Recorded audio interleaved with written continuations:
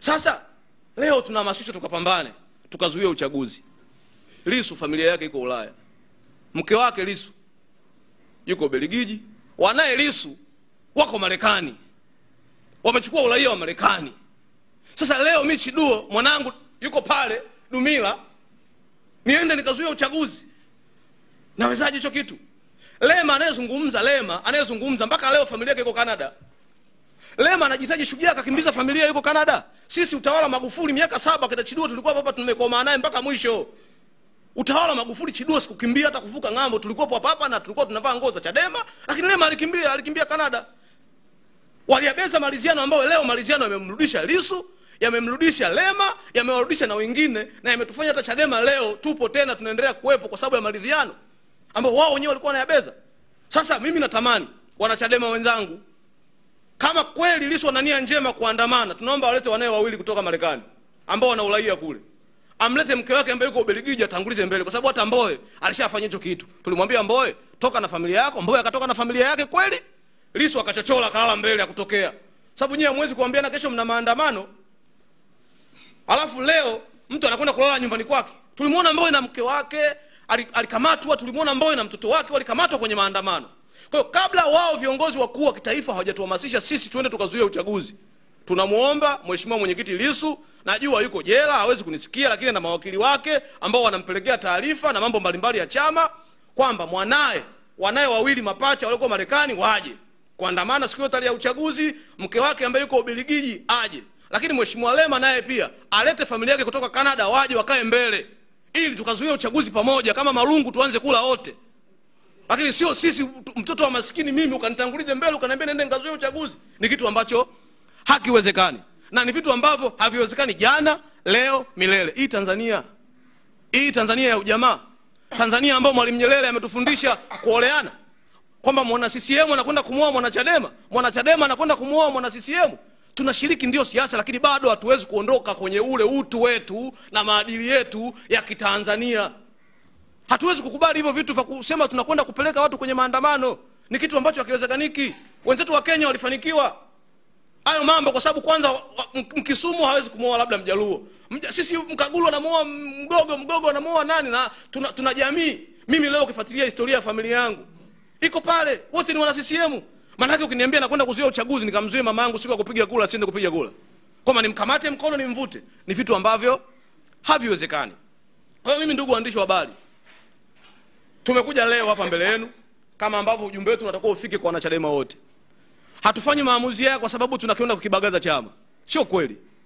Sio kweli. Kwa mateso ambayo nimepitia toka mwaka 2010 na ngapi, nimeacha kazi zangu binafsi. Siajiriki mimi sasa hivi Chiduo, huwezi kunipa kazi popote kwa sababu ya Chadema. Nimepata matatizo makubwa sana kwenye hichi chama, nimelala jela, nimekaa, nimeteswa, nimepigwa mpaka leo. Sifanyi maamuzi haya kwa sababu napenda kufanya maamuzi haya. Nafanya maamuzi haya kwa sababu tunataka tuwaache malaika wenyewe wakiongoza hicho chama cha malaika. Sisi ambao wanasema sasa hivi wamepiga dawa. Wamepiga dawa kuua wadudu. Kwamba wanafukuza wadudu. Sisi wadudu? Sasa ni wadudu si ni nini? Watajua wao wanapotuita. Tuondoke, tuachie wao wenye akili timamu kwenye hichi chama. Tuondoke kwa sababu yale malengo ya kwenda kuwapambania wananchi wetu, hasa wananchi wangu wa jimbo la Kilosa tena hayapo. Yale malengo ya mimi kwenda kuwapambania wananchi wangu hayapo. Wananchi wangu wa Kilosa mnataka Chiduo nikaandamane? Mnataka mnanipenda kweli nyinyi mama zangu na nyinyi baba zangu nikaandamane kweli mimi? Mnione mbele fronti, mtaniunga mkono kuandamana? Ni kitu ambacho hakiwezekaniki. Kwa hiyo atufanye haya maamuzi kwa sababu tunachuki na mtu. Kama wao wanaendelea kututukana, waendelee kututukana.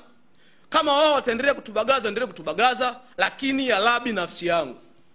Leo Mdude analia yeye na familia yake. Leo Mdude analia na familia yake. Leo Mdude mwenye machungu ya kuumia ni yeye na familia yake. Kuna mambo yanatokea ndani ya chama chetu alafu unabakia kuwa peke yako, kwa za kuambiwa na kwa uchanganye na zako. Sio kila jambo ukiambiwa Chiduo ulifanya unaweza kulifanya, sio kweli. Sio issue ya kwenda kuzuia uchaguzi. Kwa hiyo kwa sababu hiyo naamini kwamba huwezi kunielewa kiwepesi. Utabaki na mtazamo wako, lakini mimi Chiduo naelewa struggle ya hichi chama kwa namna ambavyo kimetoka, na kwa kipindi kifupi na kwa umri wangu kwa sababu mdogo, lakini kwa miaka 10 ambayo mimi nimeishi kwenye ndani ya Chadema, nimeona namna ambavyo mwelekeo sio sahihi. Ninaamua kupisha pembeni, kujivua nyadhifa zangu zote zote za kiuwanachama, zote za kiupenzi, zote za kiushabiki, kubakia Chiduo wa kawaida kabisa. Yani Chiduo yule mwananchi wa kawaida kabisa. Sina chama chochote cha siasa. Kuanzia sasa hivi nimeamua kujiuzulu uwanachama wangu. Kadi namba yangu ya uwanachama ni CDME 7070. Ndo kadi namba yangu ya uwanachama. Kwa hiyo mimi leo sio tena Chadema jamani. Nimeamua kuwa ridhaa yangu bila kushirikishwa na mtu mwingine yoyote.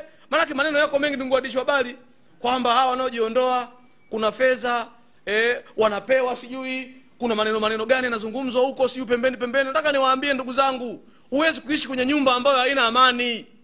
Huwezi kukaa sehemu ambapo wewe mwenyewe huna furaha. Hii ni kanuni tu ya maisha ya kawaida. Siwezi kuishi Chadema kwa sababu yale malengo nilikuwa nayakusudia ni malengo ambayo hayapo, hayawezekaniki na hayawezi kutokea kwa kipindi hichi kifupi. Labda la mwisho ndugu waandishi wa habari, kwamba tunalilia reform za kiuchaguzi. Hii Tanzania ziko sheria mbalimbali za kiuchaguzi. Kwa mfano, marehemu hayati John Pombe Joseph Magufuli alizuia tu mikutano ya hadhara. Kwa miaka 7 hatukufanya Chadema wala chama chochote cha kisiasa. Je, kuna sheria yoyote inayokataza mikutano ya hadhara? Si hakuna hiyo sheria jamani. Je, yanayotokea haya ambayo leo yanatokea ya watu kuingiliwa kwenye mambo ya uchaguzi, kuna hiyo sheria inayoruhusu hayo mambo? Maana yake hakuna. Sasa mimi ukiniuliza Chiduo leo, nahitaji nini? Kati ya mabadiliko ya sheria, mimi mtazamo wangu nakwambia nahitaji watu waadilifu. Nataka watu waadilifu wenye uwezo wa kuisimamia hiyo sheria. Kwa sababu Tanzania pamoja kuna katiba mbovu, pamoja kuna sheria mbovu, lakini ziko sheria nzuri ambazo hizo sheria nzuri zinashindwa kusimamiwa. Kwa maana yake bado nchi yetu inahitaji watu waadilifu, watu wenye moyo, watu wenye hofu ya Mungu ambao wataweza kuisimamia hiyo katiba, hiyo sheria. Hata leo tupewe katiba ya Marekani hapa Tanzania, haiwezi kusimamiwa kwa sababu watu wengi tuliokuwa nao sio watu waadilifu, sio watu wacha Mungu. Kwa hiyo ushauri ambao mimi nawapa, wakati wao wakifikiria kuzuia uchaguzi, nafikiri watafute kwanza watu waadilifu. Watafute watu kwanza waadilifu. Hicho ndio kingekuwa kigezo cha msingi kabisa cha sisi wa Tanzania. Lazima tuwe na watu wacha Mungu, watu waadilifu, watu wenye mapenzi mema. Kwa sababu hata duniani kuna Qur'ani na Biblia ziko hapa. Watu tunahusiwa kuzifuata. Mwenye imani ya kidini ya Kikristo anakuwa afuate Biblia, mwenye imani ya Kiislamu atakuwa afuate Biblia. Lakini bado leo unakuta kuna mambo yako yanatokea, viongozi wa dini wengine hawafanyi mambo mazuri, lakini wana Biblia, lakini wengine wana Qur'ani. Kwa hiyo sisi tuna wajibu wa kutafuta viongozi wenye hofu ya Mungu.